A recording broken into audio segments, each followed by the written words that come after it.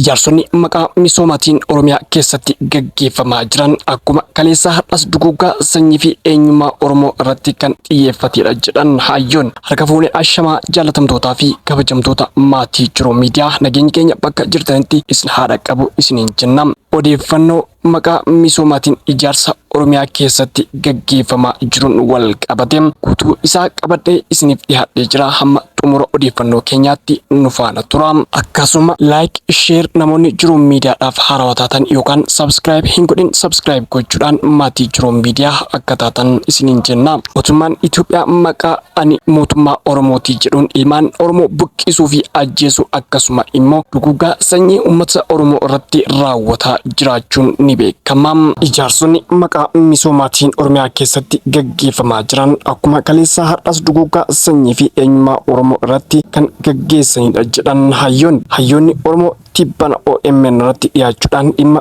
buqqaatii Oromoota Aabboo irratti marii taasisaniin adeemsi amma mootummaa Itoophiyaa maqaa piroojeektii misoomaa fi bal'ina magaalota Oromoo lafa handhuura Oromiyaa itti buqqisaa jiru itti fufiinsaan maaster pilaanii isa kaleessaati jedhan hayyoonni kunniin inni amma kunis kan Oromoo fi eenyummaa isaa giddugala Oromiyaa irraa balleessuu akka ta'e himanii jiru. Baroota dheeraaf addatti Oromoon tuulamaa buqqa'ee haala hamaan waardiyaa ormaa ta'ee kaawwan ammoo bakka adda addaatti faca'ee baduudhaan handhuura Oromiyaa irratti duguuggaan sanyii uummata Oromoo irratti raawwatameera jedhan. Lafa jechuun uummata buleessa tokkoof aadaa ilaalcha eenyummaa seenaa jechuudha kan jedhan Profeesar Asaffaa Jaalataa. Uummata tokko lafa irraa fudhannaan ni diigama, maatii fi hawaasni ni diigama, waan inni qabus irraa fudhatama waan ta'eef lafa awwaalchaa fi ardaa jilaa itti wal gahee sirnoota aadaa fi amantii itti gaggeeffatus ni dhaba. Kanaafuu uummata kana gaaga'amni qoor qalbii fi hawaasa dinagdee hamaan mudataa jira jedhan. Kontekstii keessatti ilaaluu qabna dubbii kana. Maaliif yoo kontekstii keessatti ilaalle dubbii sana mangalu. Maaster pilaaniin durii maali?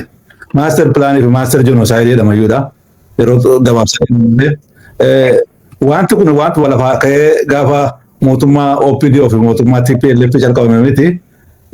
Waan baay'ee qaba dubbiin kun gaafa Oromiyaan cabee kaasee pilaaniin kun deemaa ture. Dura pilaaniin kun uummatuma Oromoo fuulama irratti jalqabe. Lafa Finfinnee namatti jalqabe jiru kanatti jalqabe. Lafa Oromoo irraa fudhachuu, Oromoo ajjeesuu, Oromoo biyyaa baasuu. Soosiyoloojistiin yeroo baay'ee maal jedhu violent development jedhama. Lolii isaan qawweedhaan sanyii tokko uummata tokko balleessanii biraa immoo sooromsuu jechuudha.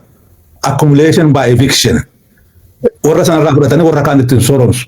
Warri dhufee Finfinnee irratti qubatee harannaa ta'e ilaallee sooromee bizinesii baay'ee qabaatee mana barumsaa qabaatee instituushinii amantii qabaatee uummati naannoo sanaa immoo lafa inni jiru hin beeknu. Ari'amee dhume kan du'e kanaaf immoo yoo waardiyyaa fa'aa ta'e malee hin jiran iddoo sana hin jiran faca'anii badaniiru. Sanyii duguuggaatu uummata Oromoo tuulamaa irratti godhame. Maal jedhu nama baay'een Oromoon lafi haadha namaati jedhu. Oromoon maal jedhaa? Dachee yaada margoo irri kee midhaani jalli kee bishaanii jedhu. Bishaan qofaa miti warqee waan hunda fedhu qaba. Yeroo lafa sanarraa nama buqqistu nama baay'een horii matti fakkaata lafa jechuun. Lafa jechuun aadaa, ilaalcha, eenyummaa uummati tokko lafa irraa fudhattee naa diigde jechuudha. Maatii diigamaa, hawaasa diigamaa, waan inni qabu irraa fudhatamaa. Lafa ijoollee namni itti owwaalamu, lafa namni itti odaansaa, lafa namni itti ol argu, lafa inni itti waaqayyoon kadhatu hundumtuu irraa diigameetu uummati suni har'a qullaafa jechuudha. Uummata psychologically demoralized, economically impoverished, gadi cabsuudha milee cabsanii. Kanuma gaafa durii yeroo calqabanii lafa akkatti lafa horatan land ownershipiin biyya warra Oromoo koloonii godhee fi warri biyya sanaa adda isaan lafa qabu. Oromoon egaa booji'ame kaasee Oromoo baay'een isaa 90% isaa lafa irraa fudhatamee irraa dubugame garuu amma kanuma tuulamaa irratti fookasii goona uummata sana irratti cultural genocide, linguistic genocide, psychological genocide wanta baay'ee irratti ka'e uummata sana balleessuudhaaf wanti hin hojjetamne hin jiru. Mootummaan TPLF OPDO kana jalqabe maaster inni dura. Maaster namaa kun mootummaa nafxanyaa haaraa itti fufiisa mootummaa sanaati. Mootummaan nafxanyaa namni baay'een mootummaan ammaa kun kan itti nama gowwoomsu nuti mootummaa Oromoo ta'edha kun soba. Mootummaan Oromoo irraa lafa fudhatee Oromoo waan yoomsuuf hin qabu. Mootummaan Oromoo ajjeesuun hin danda'u. Mootummaan Oromoo saamuu hin danda'u. Mootummaan Oromoo sirni koloonii durii kan hojjete deebisee ittiin dabalu. Amma gaa warri kun maaliif nama gowwoomsaa jiru afaan Oromoo naan dhaqanii uummata taasisanii kun misoomina eerpoortii fi magaala ijaaruu uummata sanaan maal godha waan tokko waan fidu tokko illee hin jiru. Akkan qoradhee ilaaletti uummata sana jala deemee geeffachaa ture lafa hin laanneef mana hin laanneef iddoo isaan qubatan hin laanneef ijoolleen isaanii mana barumsaati ari'amaa jiru. Iddoo tokkotti akka dallaatti gashanii mana tokko maa isheen waan itti biddeen tolchan waan tokko keessa kaa'anii waan tokko kan hin qabne facaasan. Uummata dargaggeessa moo ijoollee sana jara kanarraa warra dhalate uummata abbuu seeraarraa warra dhalate akka isaan hin baranne akka isaan hojii hin arganne godhanii alatti facaasanii jiru. Eenyu dhufee fudhata iddoo sana nama biraatu dhufee eerpoortii sana piroojeektii sana fudhateetu itti guddata. Akkuma Finfinnee lammaffaatu Bishooftuun Finfinnee lammaffaa taate uummata kana harka hullaan biftee balleessuuf jetti kun baay'ee waan nama sodaachisuudha gara fuulduraatti adagaa guddaa fidaa. Uummati Oromoo uummata abbuu seeraa qofaatu badeetu hin jedhin uummati Oromoo akkuma maaster pilaanii fi maaster jenosaayidii dura dhaabsise itti yaa'ee kana dhaabsisuu baannaan hunda Oromoo irra dhufa akkuma Finfinnee irratti calqabee iddoo hundumaa ga'e gaafas har'as achi abbuu seeraadhaa kaasee biyya Oromoo hundumaa ga'a Oromoon kana taa'ee eeggachuu hin qabu. Addatti uummata Oromoo Tuulamaa irratti ammoo duguuggaan aadaa qorqalbii afaanii fi qaccee fixeensa hamaan raawwatamaa turuu fi ammallee inumaatu itti fufee jiraachuu ibsanii jiru. Lafti amma irratti maqaa misoomaatiin Oromoo irraa buqqisan tun lafa qullaa osoo hin taane lafa uummanni keenya irra jiraatu kan jedhan aadde Saaliyaa Osmaan immoo misoomni amma kun karoora qaccee fixeensaati jedhanii jiru.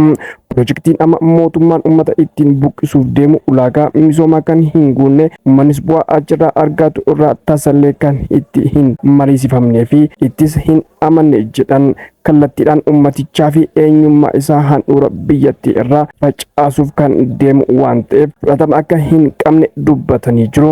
Nyaatamu misoomaan dhaabbatti garuu misooma naannoo tokko misooma godhuudhaaf ulaagaa qaba.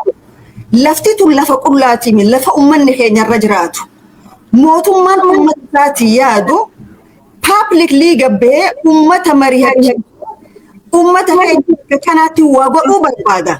Kanaan isinii misooma ta'uu kanarraa hoo bu'aan isin argattan kana. Even for the seniors social security maaliif lafa isaanii irraa buqqa'an. Mootummaan uummata isaatii yaadu jechuudha. Garuu maal garta asitti mootummaan har'a jiru kunis mootummaa Habashaati. Dhufaa dabraan Oromootiif kabajaan qabu. Uummata Oromoo akka namaatti ilaalu. Uummata Oromoo akka lammii biyya sanitti ilaalu. Maqaan Itoophiyaa jedhus mootummaan Itoophiyaanota jedhus uummata Oromootiif uummanni Oromoo diina isaa kan jalqabaatti ilaalaa jechuudha. Amma uummata kana asii kaasan eerpoortii biyyoota 5 fi 4 wajjin koombineeshin waliin waan ni godhan jaarratan hegereen uummata kanaa maali? Hin jiru jechuudha. Uummanni kun lafa isaa dhaba, aadaa isaa dhaba, afaan isaa dhaba, eenyummaa isaa dhaba. Yaadadhaa isin cufti gaafa ijoollee gandatti dhalannee qabna. An gandaan itti dhaladhe bishaaniin keessa dhiqachaa ture. Bakkaan re'ee itti eegaa ture. Bakkaan ooyiruu warra keenya dhaqaa ture saniin yaadadha ilaamma. Yaadannoo san cufaa keessaa badee jechuudha balleessan. So uummata kanarratti ifarratti jenoosaaydiitu irra deemaa jira. Okay? Uummanni keenya maal godhuu qaba?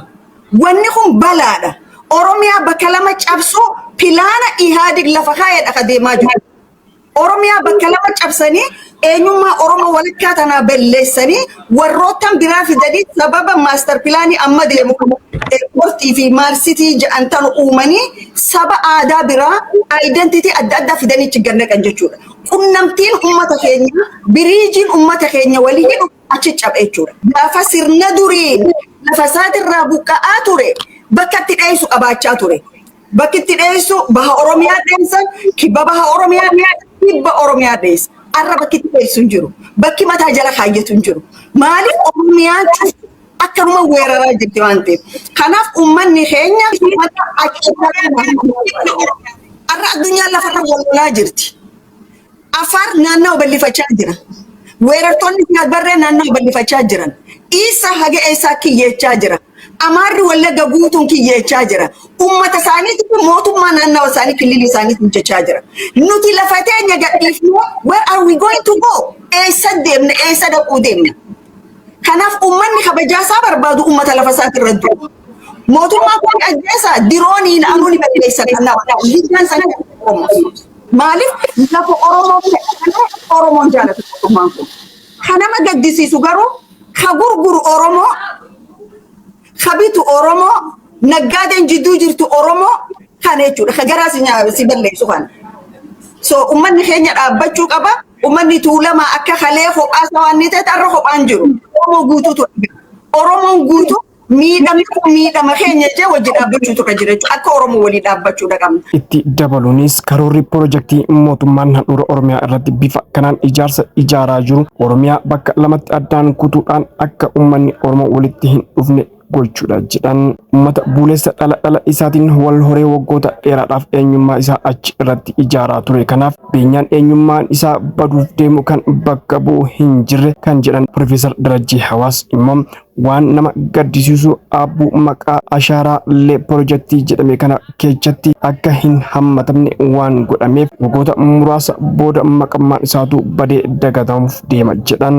Master Planning lammaffaa kuni kan duraatirraa akkam hammam adda ta'a gaagaamni yookiin immoo waan inni nuuf fidu maal inni kan jedhu dhugaadha akkuma Profeesar Asaffaan jedhe waan kana kan laalu nurra jiru seenaa wajjiniini dubbee isaa kontekstii wajjiniini hoolaalle malee hegereen piroojeektii amma uumamuuf jiraatu kun maal ta'uu akka inni jiru namaaf baay'ee ifa ta'uu dhabuu mala.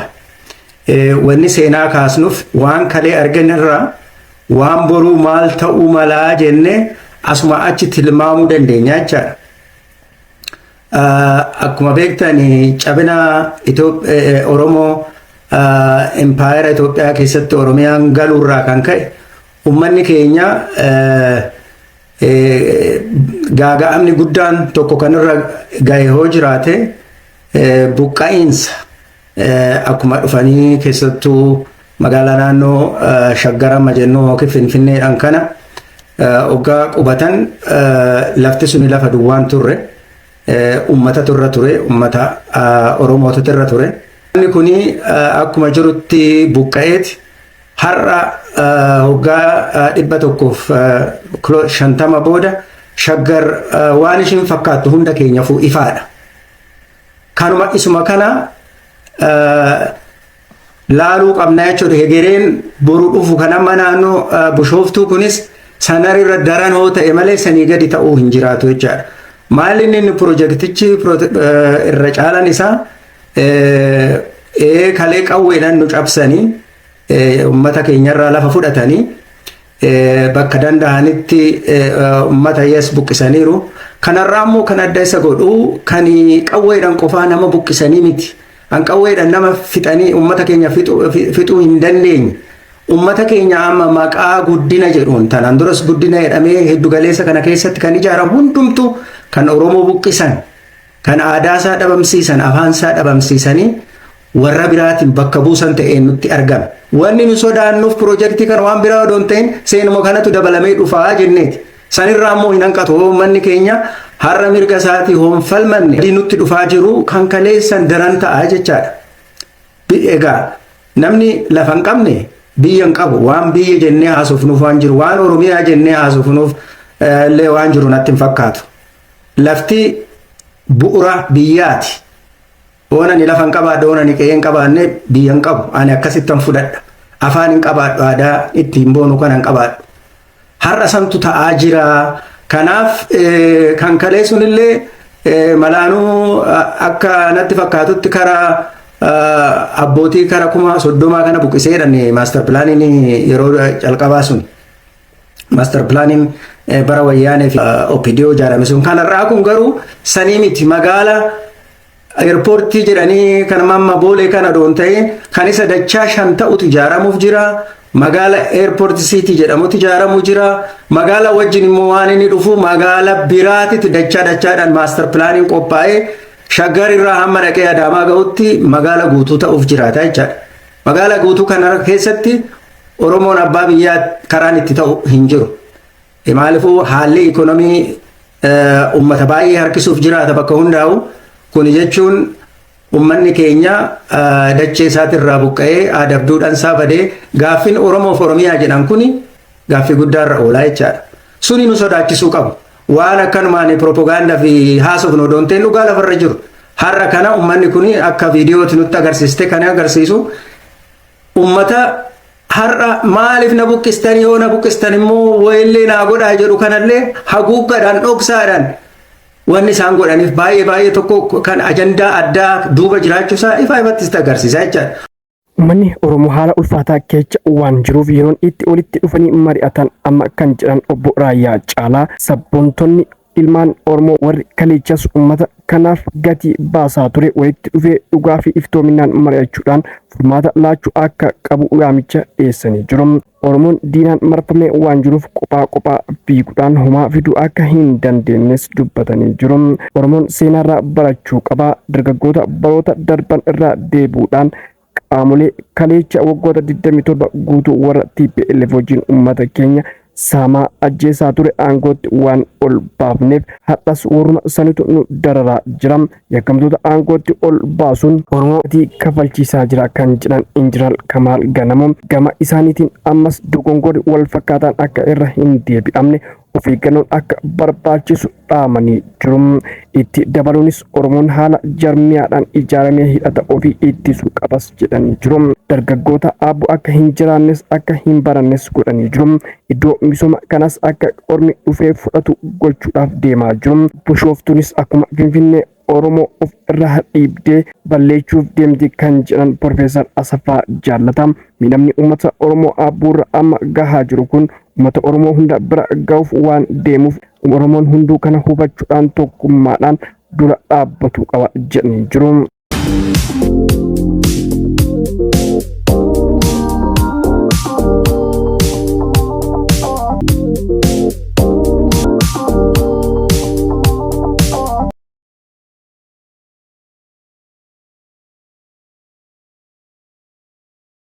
Egaa hordoftootaa fi kabajamtoota maatii Jiroo Miidiyaa odeeffannoon dhimma maqaa misoomaatiin pirojektii haaraa Oromiyaa keessatti ijaaramuuf deemu irratti wal qabateen qabannee isiniif dhiyaanne kanumaan goolabnee jira. Odeeffannoo keenya biraatiin hamma walitti deebinutti nagaan turaa isiniin jenna. Namoonni Jiroo Miidiyaadhaaf haarawaa taatan yookaan sabskiraayibiin godhin sabskiraayib gochuudhaan maatii Jiroo Miidiyaa akka taatan akkasuma laayik sheer gochuudhaan nu jajjabeessaan dhaamsa keenya waan hojiin turtaniif galatoomaa ulfaadha.